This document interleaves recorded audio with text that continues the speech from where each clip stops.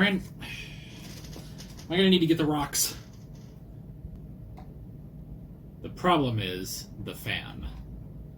There's no way to prop this up without it being blown over by the fan.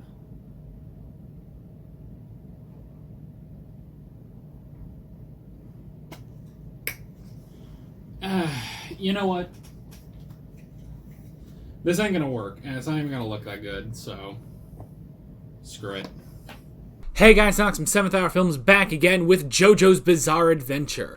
Last time on JoJo's Bizarre Adventure, we had the Miasma of the Void Cool Ice Part 3, where essentially Polnareff was saved by Iggy, who unfortunately died afterwards, and he managed to beat Cool Ice because he realized that Cool Ice is a vampire, and so he was able to burn him in the sunlight. After that, we cut over to Suzy Q, who was on her way to Holly, and Rosas was having some difficulties telling her about Holly's true condition, but Suzy Q figured it out and said we need to be strong and have faith in Joseph and Jotaro. Then Joseph, Jotaro, and Kakyoin found a vampire, just a vampire, not a vampire with a stand, and they were able to easily defeat him, and they're going to use him in order to find where DIO is. And at the end, we cut back to Polnareff, who looked up, and there he is, DIO. With his, although he didn't have his stand out at the moment, like it wasn't summoned, but where he has his stand, the world. So, yeah. I tried, like, propping this up, but it just doesn't work, so I'm just gonna set this over here. So, yeah. But yes, I believe we are now in for our final battle, the fight with DIO. After 44 episodes, we are finally going to fight him and see his full body, which we still have yet to. They still shadowed half of his face at the end of last episode, so yeah. Like always, the reaction is down in the description and in the pinned comment for your viewing pleasure. So let's go ahead and get right into this episode of JoJo's Bizarre Adventure. Here we go.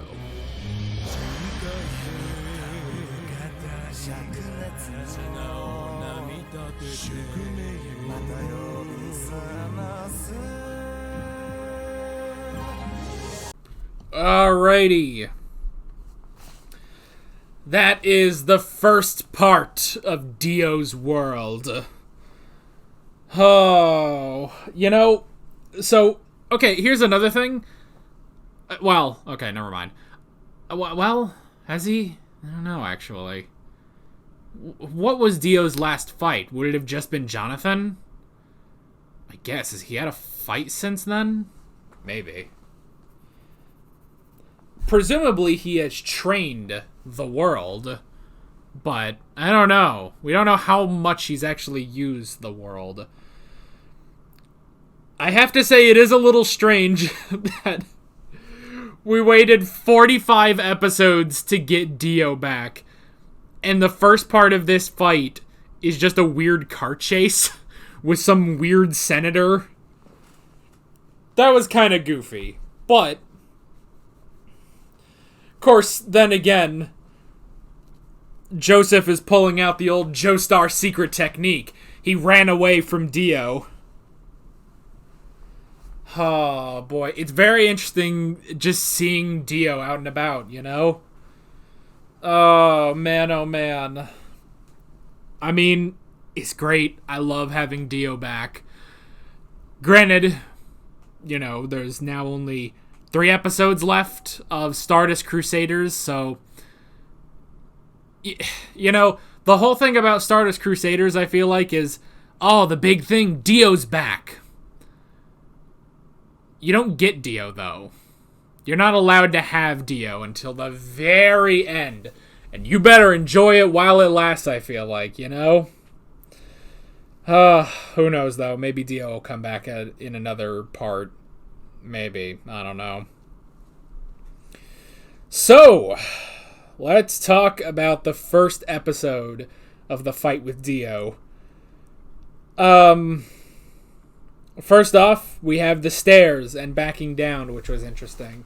So, clearly, he's using the secret power of the world to he's using the secret power of the world to mess with Polnareff there at the stairs, and he's obviously using the world to like move the vampire and move the senator and stuff like that.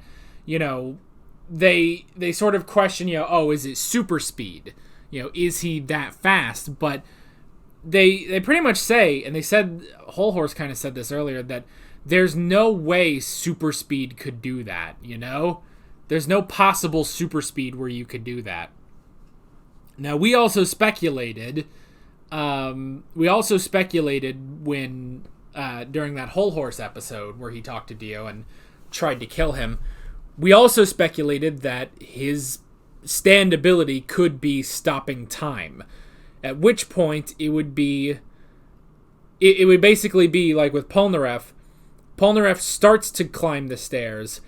Dio stops time and uses the world to move Polnareff back, and therefore he messes with him, you know? If that is the case, that is a very tricky power. How do you overcome that, you know? How do you overcome that? It's either that or some sort of warping, you know? Some sort of, like, instant transmission just warping, you know? But if it's warping, not only is it... I mean, it's not just warping himself, but he can very instantly just warp other things. So it's got to be one of those two options if it's not super speed, you know? So the fact that he would be able to warp others too would make it different from instant transmission, you know, because instant transmission with Goku, he warps himself, and if someone else is there, he can warp them as well. But he can't just, you know, like warp something without touching it or warping himself. So if it is some sort of spatial displacement, it's either spatial displacement or time freezing, you know? So, yeah. But not only that, and we'll talk a bit more about this later, but the other thing about the world is it seems to be very similar to Star Platinum, which is interesting. Because it seems to be a very close range. He said it's like... they said it's like he has a max range of about 10 meters. He has a max range of about 10 meters, and he primarily uses his fists. Like, he didn't use any projectiles or any other weird thing. He punched Hierophant Green. So, presumably... excuse me. Presumably he is very similar to Star Platinum, you know? Which, I mean, we haven't... I mean, because that's the thing. All the stands have been so strange, you know, as Stardust Crusaders has gone on. I feel like earlier we got stands that were closer. I mean, down to the other Crusader stands being more humanoid, like, you know, but they all had their own thing. Star Platinum was more, you know, using his fists. Magician's Red had flames. Hierophant Green had the Emerald Splash. And Silver Chariot has his rapier. But even then, you go to some of the other early stands were also sort of like, oh, okay, so this is, you know, just a being you summon and it hits things or something. I guess I'm mainly thinking of, like, Dark Blue Moon is the only other one I can really think of at the moment. But then they all start getting their own thing. So it's interesting that for our final stand of Stardust Crusaders, for the world, you know, what seems to be the ultimate and unstoppable stands, it seems to be, I guess, sort of basic. You know, it's sort of as basic as Star Platinum is basic, you know? And Star Platinum is sort of our general, like, okay, here's this really strong stand. He's strong. He's really fast. He's really strong. And he primarily hits... Sometimes he uses the Star Finger or something like that. But for the most part, it's his super strength that makes Star Platinum so formidable, you know? So it's interesting to have another stand like that, and especially to be the last stand. That said, I do sort of like that it is similar to Jotaro's stand, because we've had this thing where, you know, we've seen Jonathan's stand through Dio. It's this strange hermit purple-like thing. Obviously, Joseph has hermit purple, and what we can see of Holly's stand is also very, it's very plant-like. It's got, vines and thorns and stuff. So it's always been a strange question when you get to Jotaro that he doesn't have this sort of plant-vine theme like the other Joestars. He has Star Platinum, which is very different, Star Platinum is very different, but because their stands all stem from Dio's rebirth, I guess it makes sense in some capacity that Star Platinum and the world are very similar, I guess that's sort of it. Whereas Jonathan, Joseph, and Holly all have similar stands, Jotaro's stand is actually more similar to the world, Dio's stand, which is interesting. So, really fascinating stuff learning about the world in this one. I also like when they show the tarot card, because it's, so what was our last tarot card? It was the High Priestess.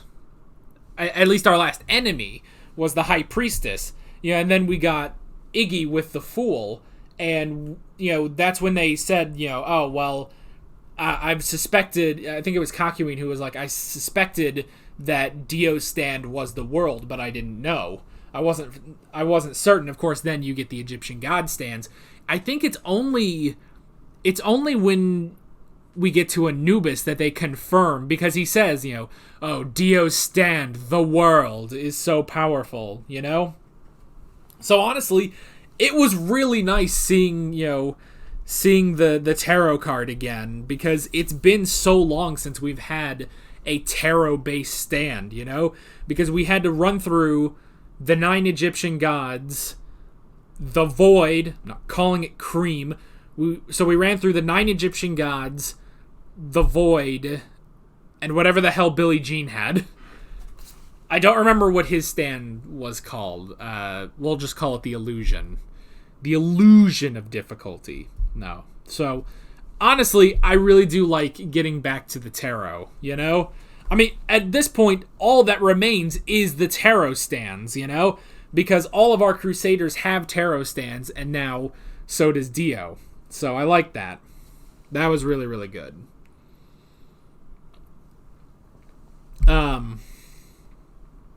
I also wrote down, going back to the scene with Polnareff, the serenity, which is interesting.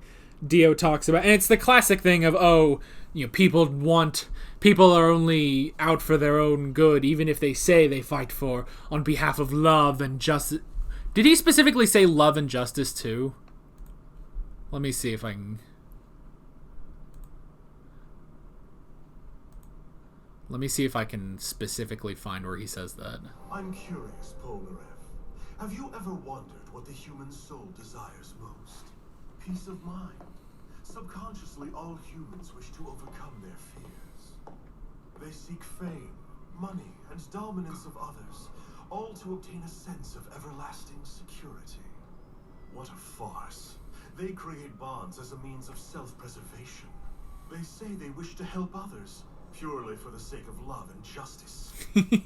I love he says that specifically, because you guys probably know, it's been popping up in your sub boxes, hopefully, but I'm currently going through the Sailor Moon manga. I'm reviewing the Sailor Moon manga, if you haven't checked out any of those reviews. And that's always the thing with Sailor Moon, where she says, I am the pretty guardian who fights for love and for justice. So I love Dio specifically says that. Now, granted, oh, no, this might be into the 90s by now.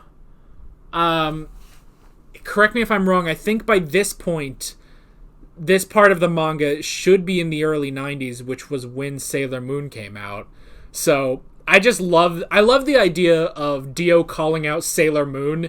I just think that's hilarious. So Sailor Moon it's pretty old, actually. That's very early 90s, And Stardust Crusaders, I think, ran from 89 to sometime in the early 90s, maybe 91, 92.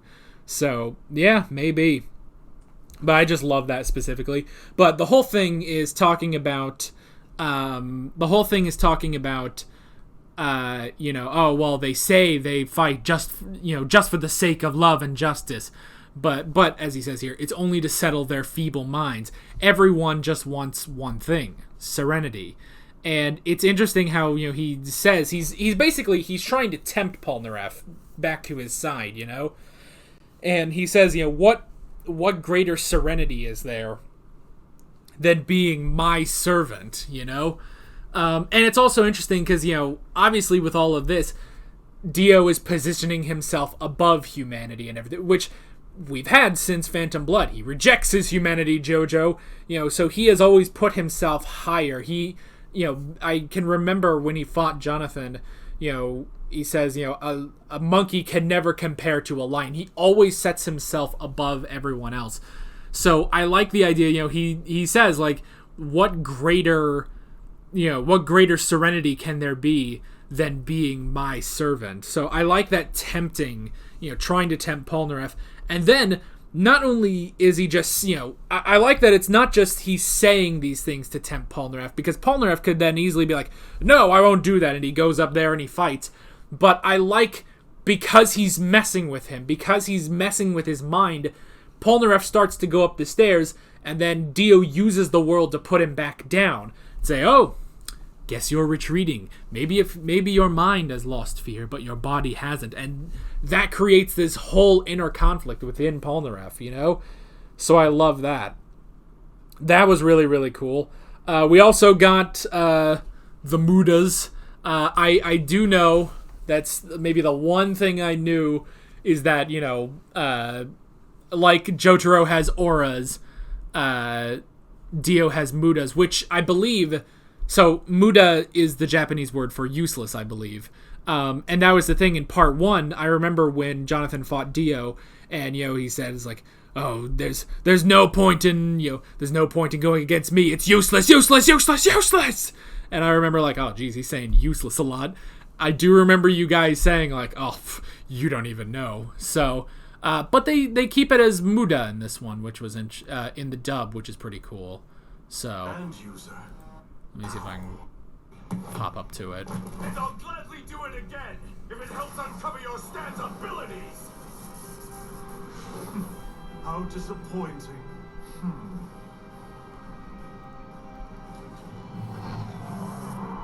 Time to meet your end, Polnareff! So that's your stand, the world! Bring it!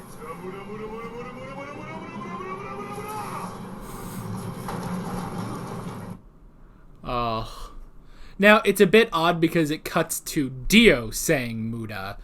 But, as we've seen with Jotaro, when Star Platinum is shouting Aura, it's because Jotaro is saying that through Star Platinum, So, Star Platinum doesn't just say that of his own accord. It is Jotaro doing that. And we've seen other instances where, the first thing that pops into my mind is Alessi, when, Jotaro, is de-aged, but then he just punches anyway, and he doesn't have Star Platinum, so he just punches him as a kid, but he still gets out, Ora. And so, like I said, I've known that, Dio's thing is Muda for a while. I have to say, saying Muda is so much easier than saying Aura.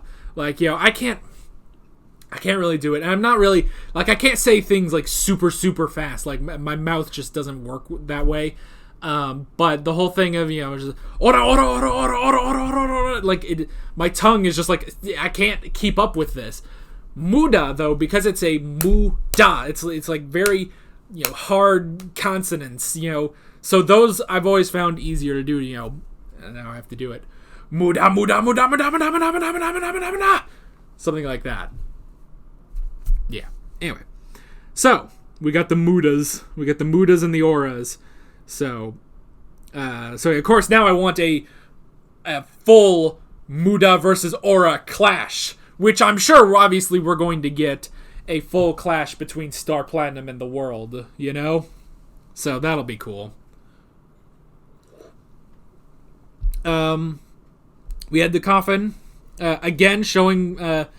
giving us more clues. Well, not clues, but letting us see kind of the power of the world again. Again, it's either, spatial displacement or time stopping. If I were to guess of those two which it is, I'd probably say more time stopping, because I feel like that's just that's just an easier, I feel like it's an easier concept. Something about spatial displacement doesn't sound as cool, So, I'm going to say it's time stopping. We'll see if I'm right. So yeah, but that was interesting. Let's see. We also had run versus hide. So you understand Polnareff, doing that. He's like, no, I'm going to take him now, being the Anakin still. But, you do understand it. But Joseph does have a good point that it's like, look, we do need to figure out his stand's power and then face him when we have the assurance of the sun, Without the sun, the only weakness we have right now is Joseph's hormone, and that's it. Now, granted, I suppose... Well, okay, there is, I suppose, the possibility of destroying the world. Which, that's the thing we've heard, is that more often than not, if you destroy a stand, the user is killed too. I think they said once that, and it was like early on, I think it was Avdol who said, it is possible to survive your stand being destroyed, but it's very unlikely, And you would definitely, be out for months, maybe years, if your stand was destroyed and you survived, So it is technically possible. So those are really our only two options, is either using Joseph's hormone in order to beat him, which he's still vulnerable to it. He never got the Red Stone of Asia, so he is still vulnerable to that and sunlight, just like Cool Ice was, or like Dio was originally. Now, granted, we don't fully know. See, okay, so he must have had another soul. He must have had the blood of another person if he's now going out there, because he seems to be fine, But it begs the question, would Hamon now burn Jonathan's body, Is Jonathan's body now fully vampiric? That is the next question. So, perhaps the Hamon might only work on Dio's head, So, that, I don't know. We'd have to see, definitely. Either way, Hamon is going to be difficult to try to pull off, It's going to be very difficult to try to pull off Hamon. So yeah, but the other way possibly would just be destroying the world, which also sounds next to impossible. So we're in for a fight. I also like that they ended up using both the run and hide, basically. So I wrote down run versus hide. I meant run versus fight, excuse me. So Polnareff and Jotaro are going to be following, ready to attack, while Joseph and Kakyoin draw Dio away. So then they can attack Dio on two fronts, basically, which is a good idea. And then there was a car chase. This was dumb, but it kind of works. Mainly... Okay, the main problem is the senator. The senator's kind of dumb. He just, keeps talking and stuff, and it's like, alright, come on. I want to see the fight with Dio. But it works. It's okay because it's, it's the first episode. We can do this. And it still worked out. It gave us some... It did show us, again, more stuff with the world. And eventually they did, get underway. But that is the weird thing. It's like, oh, Dio's in a car chase. And he said, when I was young, all we had was the horse-drawn carriage, And it's like, yeah, it's 100 years since you've been around, It was 100 years since you were a kid. 120, probably. He's probably around 120 years old now. So yeah. But yeah, the whole thing with the senator, that was goofy, but it still worked out, and honestly, it was kind of funny having him interact with Dio, So if you're gonna do something silly in in this final epic battle with Dio, that worked out. I can sort of take that.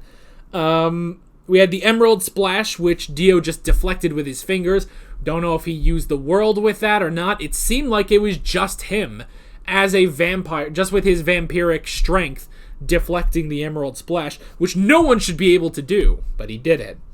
But we did learn the range and fighting style of the world, that, like Star Platinum, he only has a very limited range in front of Dio, and he pretty much attacks with his fists. So they understand that. Now, granted, that's a bit difficult, because if he's like Star Platinum, that's very strong, you know? None of them, I don't know how many of them could really beat Star Platinum, you know? That's the thing. So, there is the difficulty of that, plus his secret power, which again, I'm going to call it as time stopping. Instead of spatial displacement, though it could be both, you know. It's either one or the two, spatial displacement or time stopping. I think time stopping is a bit more simpler and it's kind of cooler, honestly. Well, and plus, for God's sake, the entire intro is riddled with clocks, I guess. So, yeah, it's probably that. Oh well, they'll figure it out. But yeah, so it's that extra secret of the world that makes it that much more deadly, you know? And it makes you question, like, you know, it does make you question coming off of Cool Ice and the Void, because the Void was so crazy, and the thing is, Polnareff didn't beat the Void. He beat Cool Ice, you know? He was able to beat Cool Ice and take advantage of his vampire weakness, but he couldn't, like, you can't beat the Void, you know? So I'd be curious, like, in terms of, like, power and strength, like, how does the world compare to that, you know? Presumably, if there was a fight between Cool Ice and Dio, Dio would end up winning because he's Dio. But how that would work, I'm just not sure. But yeah, that is the first part of Dio's world. We have 3 episodes left of Stardust Crusaders, and oh boy, we'll see where we're going next time. Hopefully, I mean, good thing, I like all 4 of them fighting. It's unfortunate, yes, that we don't have Iggy and Abdal anymore. However, I do like that we are having a 4v1 fight. Like, that is really cool. Like, everyone is pitching in on facing Dio. So, that's really good. So yeah, that is basically it. With all that being said, I'm Alex from 7th Hour Films, and I will see you guys next time. Take care. Alright guys, thanks for watching this video. There's a bunch of links on screen if you want to click around to any of those. There's a playlist for all my JoJo's Bizarre Adventure reactions. There's another video you can check out. There's a subscribe button and a Patreon button, as well as other links in the description if you want to go check out any of those. See you guys later.